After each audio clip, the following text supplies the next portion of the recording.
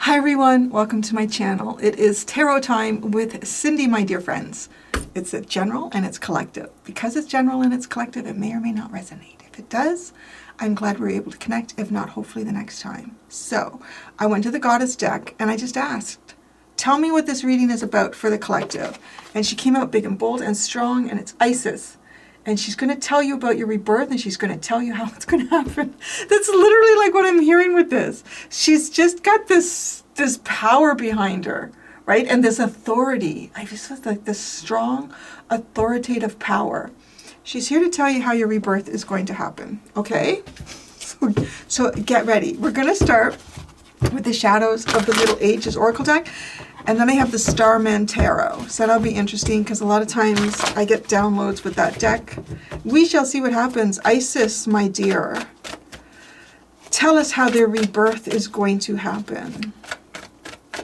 And I'm saying it that way because I feel like this isn't like she's coming in here to tell you what you need to do. She's coming in here and she's going to tell you how it's going to be. What's going to happen, okay? Yes.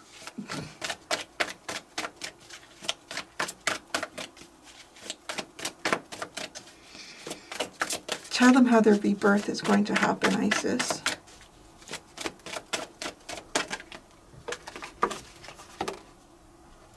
Whoa.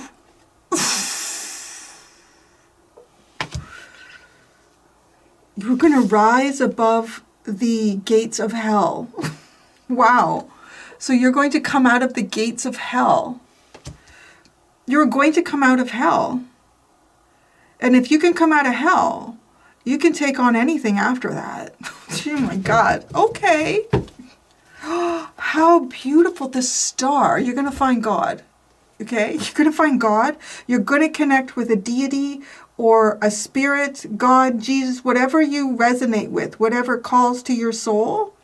You are going to, that star is going to shine and it's going to bring you out of hell. It's going, but the thing that's going to happen here is you're going to not realize that you're somehow managed to put yourself into hell.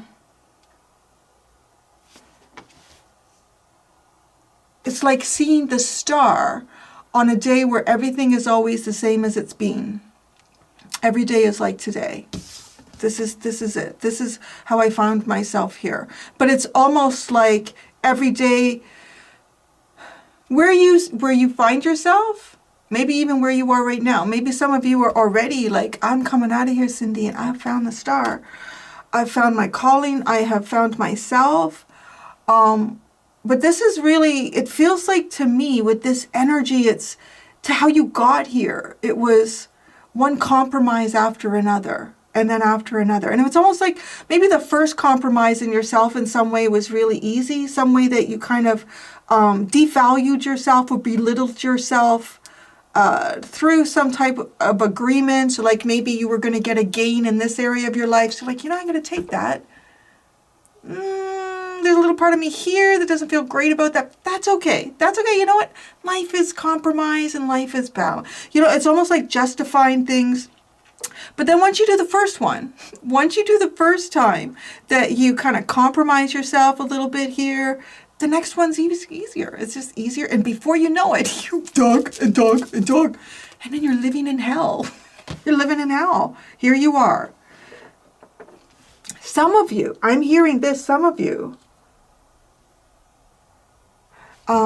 It's interesting. There's somebody specific that I'm seeing who comes to my channel. Anyways, and I don't know if this is that person's story or not, but I'm seeing some of you were born into hell. We're born into hell, and it's almost like an ancestral pattern that you were born into, and that even makes it harder because it's like you don't know any different. Well, this is what I was always shown, and this is how it always went. But the star, this is the thing here that saves you. It saves your soul.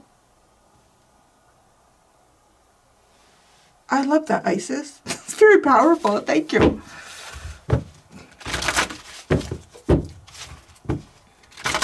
I find it interesting, too, that the demon card is 111.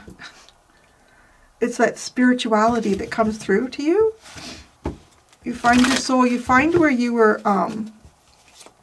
negotiating your soul.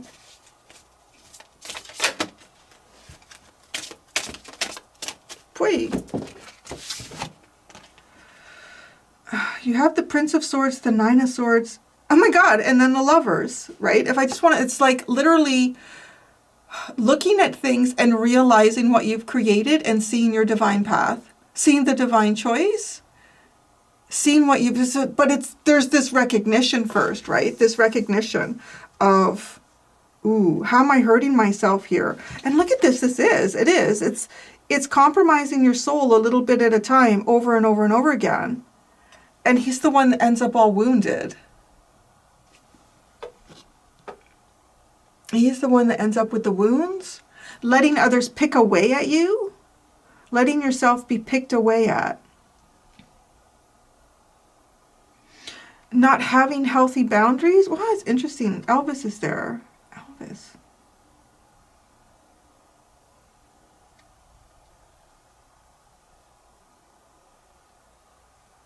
I want to say some too, living in excess. Excess of what? It could be excess of many things. Could be excess of food. Could be excess of lies. Could be excess of authority.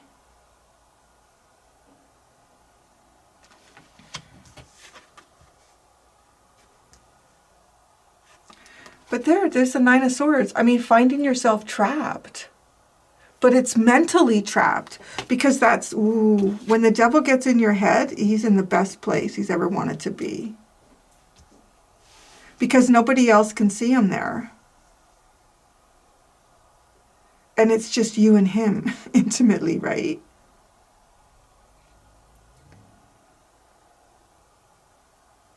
So it feels like compromising yourself over and over and over again, to the point where the compromise starts to actually be within yourself. Maybe lying to yourself about your better qualities.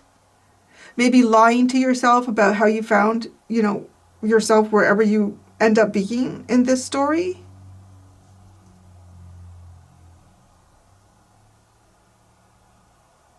It feels like definitely feeling like a bit of a victim here for a time. Manipulated. But boy, I mean, it's so beautiful. The Lovers, the honey, the sweetness, the joy, the unity with spirit.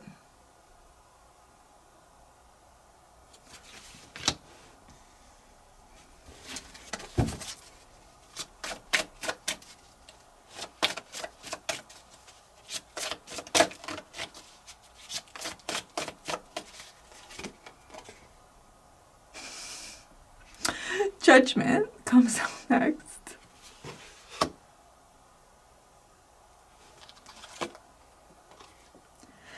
The Wheel. Do you see how everything then becomes like major arcana? It's like you step onto a path that is not, this isn't a path that can be negotiated. This isn't a path that can be changed. Your sense of will, particularly if this sense of will and guidance has been incorrect, can't change what you find yourself on. So it's as if to say, like, once you find yourself on this path, it's almost impossible to get off of it. I do think that there's something, wow, that's crazy. Okay, you'll know in a little while. I want to say it's almost like a revelation, this Judgment card with the Lovers, Judgment, and the Wheel. It's like a revelation, and that changes everything that is going on in your life. It's perhaps even a change that the universe is in control of. You sort of realize, I want to say there's something about control with this demon card that's coming in. Like maybe others have had control over you. Maybe control is something that you have really clung to or gravitated to, or how can I keep control in my life, or how can I, I just feel like that, or control others in my life so that I feel like you know, nothing's going to happen unexpectedly, or what my goal is, I can reach it, but I need to make sure all these people are kind of, you know, doing what I need them to do, or because there's a sense of control being released here. After the Wheel, well, you have the King of Pentacles. That's interesting. He's reminding me like he's on a Trojan horse.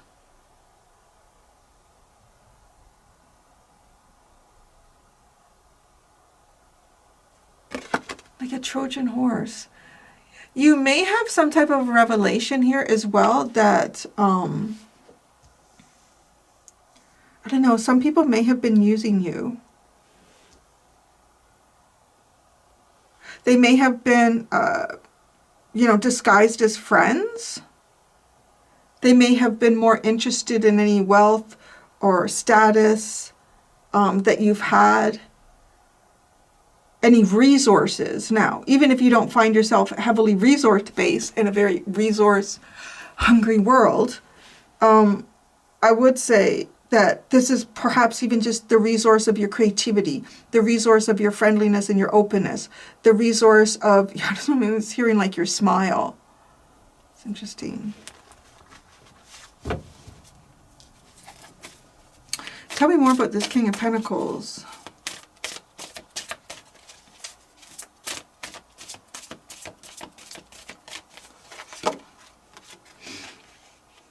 The Five of Swords, the Four of Wands, and the Hierophant.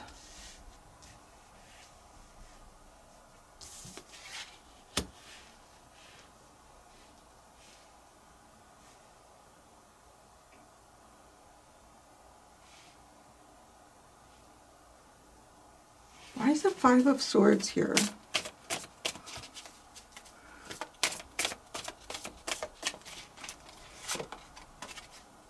The Ace of Swords, the Eight of Cups, and the Four of Pentacles.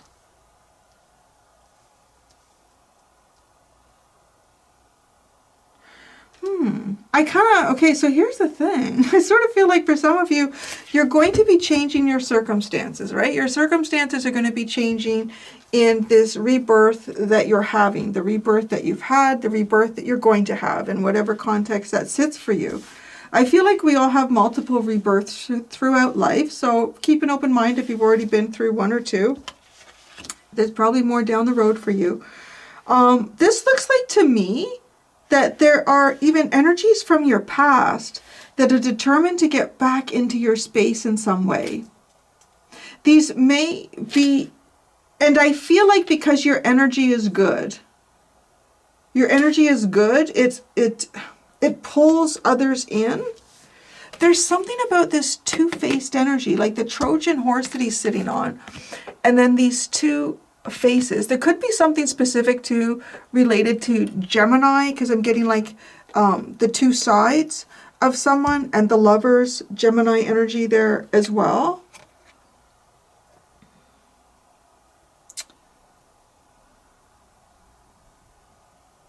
The other part that feels like, it's almost like, I feel like some of you could have like real physical changes as you go into your rebirth. It's kind of funny as I say that, right? Because Isis's husband was chopped up and scattered. Chopped up and scattered, right? And he was kind of reassembled. So it's almost like that. It's like being reassembled. Even perhaps there's DNA strands here on a genetic level. Certain DNAs being activated because of frequencies that you are now in. Oh, that's interesting. So I'm getting like there's a frequency here that you're going to be kind of going in like a cellular vibration, an energetic. Yeah, it's literally like an energetic setting that you find yourself in, and because the energy, your frequency is vibrating at just the right, I don't know, hertz, whatever it be. it's like it activates DNA. I've seen that so many different times in my readings, like different ways that DNA gets activated. And a lot of times it feels like environmental activates DNA in a certain way. So this one is coming in like your frequency, your vibration causes DNA to activate. Hello. So this is, we've started to learn that Larry, when he's been outside and hasn't seen me for a while, he needs to come back in. And we need to just do a reconnect and say, we love each other. Is that what it is? Yes, he says, I'm still here. Oh, it's good, and I'm here. I just still love you, Larry. You still love me? Oh, that's good.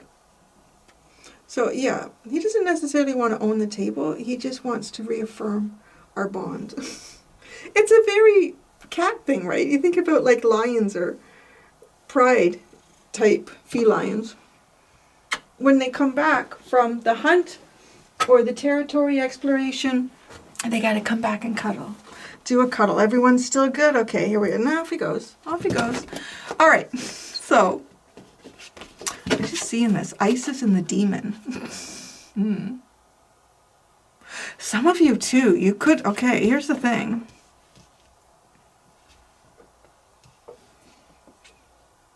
I'm feeling too, like with this energy, some of you could be, how do I put this? Some of you could have here, you could have your own sort of divine counterpart who is someone that is entrapped in worldly ideals and principles. So you give someone a rebirth here who is in a very dark place. You might even find yourself taking on some type of role as well, where you help people who have bad habits, who have addictions. You provide these people with the light. It's like the light within. You show them the light and how to find it within themselves.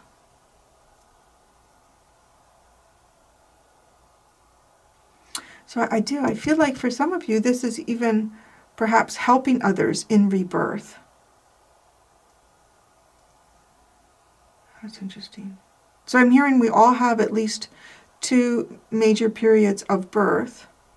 Obviously, when we first are born physically, and then we are required to lose ourselves. And then it's finding yourself. Finding yourself. Once you find yourself, you know who you are so much more thoroughly than if you'd never been lost in the first place.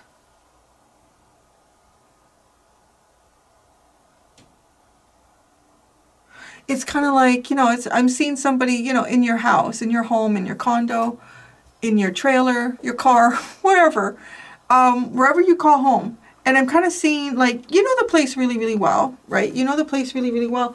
But then there's something important that you've lost. So you start kind of looking around for it. You don't find it immediately.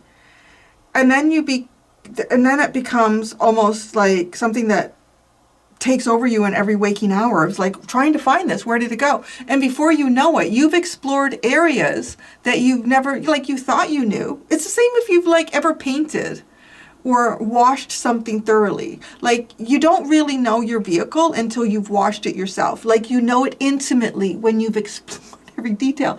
Or if you're painting a wall in a room or something, you don't notice all of the little nuances, the little chips, the little dents, the little, all that stuff. There is something really, it's very beautiful about finding yourself, because when you find yourself, when you're looking for you, a lot of the times we don't even realize we're looking for ourselves. It's at this 9 of Swords, I feel like, is when we start to understand that we're lost. It's almost the panic of, I'm not going to find it, I'm not going to find it.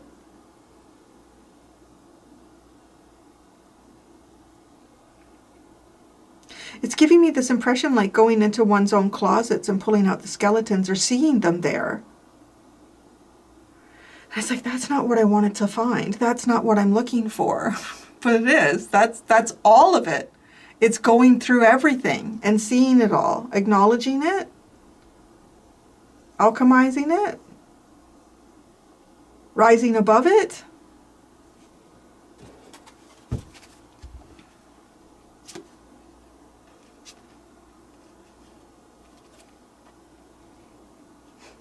I love this. So, right, the King of Pentacles, he's coming in on this Trojan horse here. And then, so our underline ends with the King of Cups, the Queen of Swords, and the Ace of Pentacles. I love this. And then this is the King of Cups. He's coming in with the old car. He's coming in with the old beat up car. That's interesting too, because it's kind of giving me the energy here of there may have been people that you gravitated towards because of what they appeared to be on the outside. But once you look inside, right, inside the Trojan horse, this person is not your friend. This person isn't anything that you would really want to let into your space intimately. You're not going to, your highest good isn't going to be considered in that relationship, right? It's not for the highest good of Rome for the Trojan horse to come in. But there's a certain level of emotional depth that becomes much more important. And it's seeing that with the Queen of Swords. It's seeing this clearly because you know through experience. And it's new beginnings with this Ace of Pentacles, with the dynamic acrobat cat in the sky. New beginnings. Actually, tell me about the star energy. Tell me about the star in their rebirth. How does the star initially come to? I don't know, maybe I said that question too. That's a lot of cards. The Three of Wands. It's actually something that you called in. The Nine of Wands. I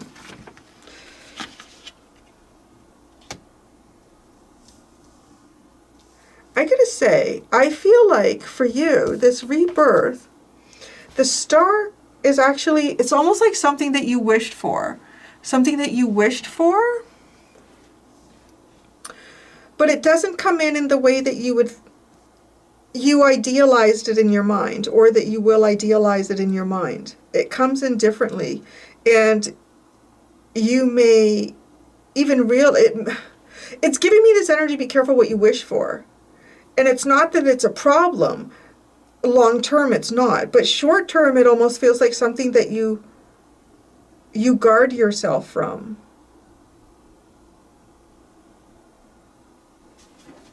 For some of you, maybe initially the wish doesn't come in at the expected timeline that you have.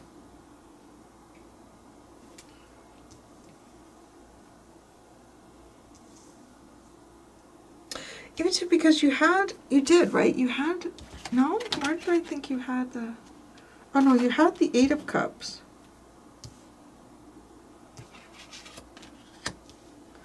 I'm kind of want to say too, I think for some of you, you might feel sort of awakened to take action after a period of guarding yourself from what it is that you actually wished for.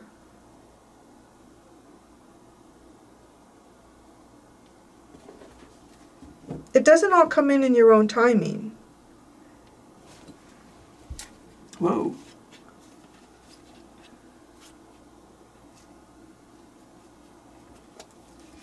Yeah, it's a lot of cards in the upright. It starts with the Sacred Clown, though. I love it. It starts, your underline starts with the Sacred Clown, which is like the Fool. Oh. But, you know, the Sacred Clown, there's traps all around him. The entrapments of life. There's even one trap with a shiny diamond in it here. It's just giving me this energy of being self-destructive and kind of thinking you're enjoying it, but honestly, you're playing into an energy that is not self-supportive of you. The Three of Pentacles and the Seven of Cups. Then, see, it's almost like starting to understand. I want to say, though, there is a sense here of being able to build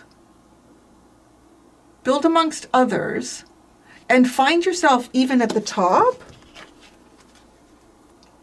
But emotionally, with the Seven of Cups, it's like really not knowing, what am I building? Where is this going? What does this give me? But then we just keep building. The Eight of Pentacles. It's almost like a feeling or a thought that you would keep pushing to the side to continue to build. The Strength card and the Six of Cups. Ooh, followed by the High Priestess. See, that feels like right there is an initiation. I feel like this energy is initiation, rebirth, and revelation. And you'll see in a minute. The Princess of Pentacles and the Tower come in after the High Priestess.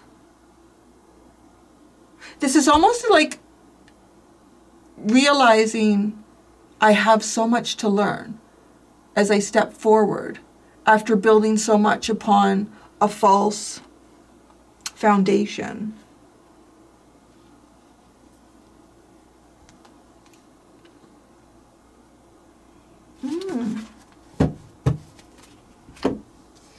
So that's what I have. Interesting. The revelation came out because as I started, I asked, what is this reading about for the collective? And we got Rebirth. And before I pulled any cards, I said, okay, can you show me what the extended's going to be? Right? I didn't even see what these cards were going to be. And we got Revelation and Adaptability. This thing's going to be interesting. So we're going to see. Yeah, that's what we're going to do. So there we go, everybody. Thank you so much. Until next time, be gentle with yourselves. Bye.